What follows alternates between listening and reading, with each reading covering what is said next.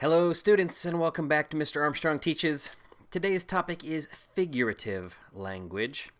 Figurative language is something that is used quite commonly in English. It is the opposite of literal language. There are lots of different types of figurative language. We're not going to have time to look at all of them, but we will cover some of the most common ones that we see in our literature, in our television, in our everyday speech.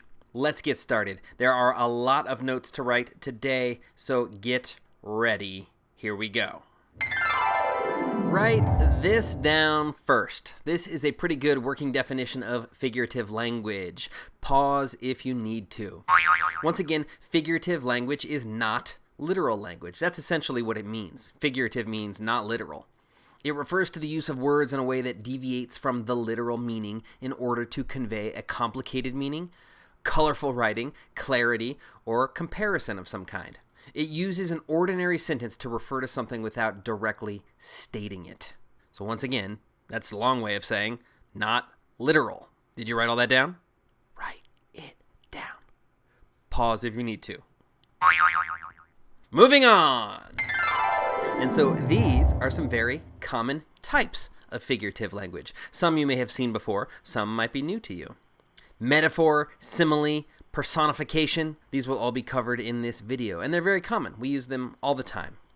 There are lots of other literary devices or types of figurative language that heighten imagery, such as alliteration, assonance, hyperbole, onomatopoeia, etc., etc. We're not going to have time to look at all of those, but we will look at hyperbole a little bit and onomatopoeia as well. Won't that be fun? Did you write all these down? Pause if you need to, because we're moving on. Let's begin with metaphor. Metaphor states that one thing is another thing. Not literally, of course. It compares those two things, not because they actually are the same, but for the sake of symbolism. Some examples. You are a star. Not literally true, but we know what it means. It means that you're bright, or that you stand out in some way. Paolo is a couch potato. That's not literally true. It's a metaphor. And finally, that Olympic runner is a cheetah.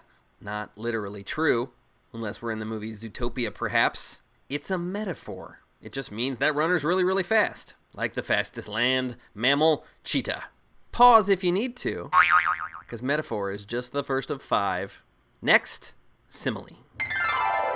Similes work pretty much the same as metaphors. They're comparisons once again. But instead of just stating that it is the same thing, it says it's like the same thing or as the same thing. Where before, in a metaphor, it was you are a star. A simile would just be you are like a star. Paolo is as lazy as a couch potato, instead of just being a couch potato. And finally, that Olympic runner is like a cheetah. They're all basically the same, except we have included the words like or as. And that's really the only difference between metaphor and simile. But you should still write all that stuff down, did you?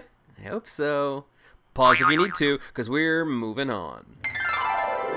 Next up, we have personification, giving human or person qualities to an idea or a thing.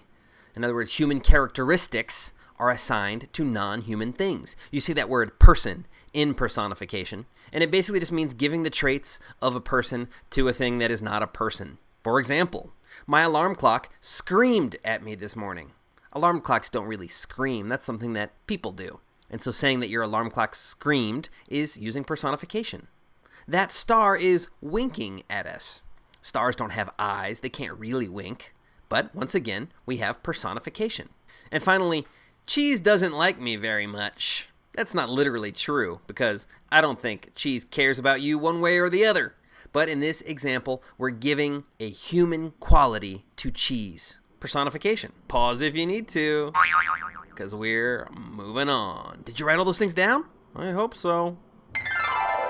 Next up, we have hyperbole. No, that's not how you pronounce it. It's hyperbole.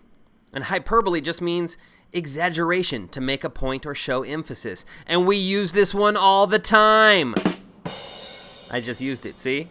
Hyperbole. We don't literally use it all the time. I'm exaggerating to make a point. Some other examples. She's faster than the wind. Not literally true. It's hyperbole. I have a ton of homework. I don't know how you're getting a ton of homework home. You better rent a truck. That's not literally true. It's hyperbole, exaggeration. I'm so hungry I could eat a horse. I don't think so. Not literally anyway. It's hyperbole. It's exaggeration used to show emphasis, to get a point across. Did you write all that down? Pause if you need to. It's time to move on. And the last one we're going to look at today is onomatopoeia.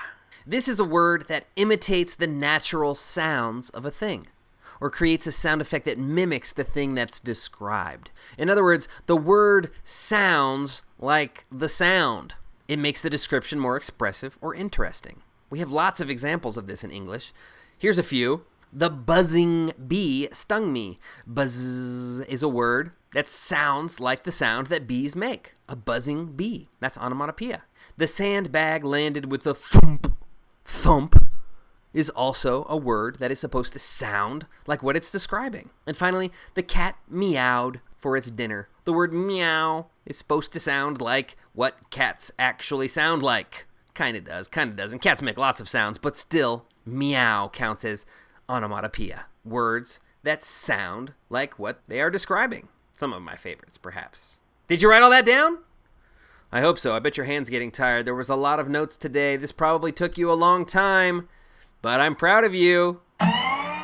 And that concludes this lesson. It was down and dirty, pretty quick. Hopefully you took the time to write all those notes down. It might also be useful, now that you've written the notes, to re-watch the video, listening as you read your notes. It'll just help to get that information in your brain and make it stick a little bit better. I hope you have a great rest of your day. Take care of yourselves, and I'll talk to you again. I'll teach you again very soon.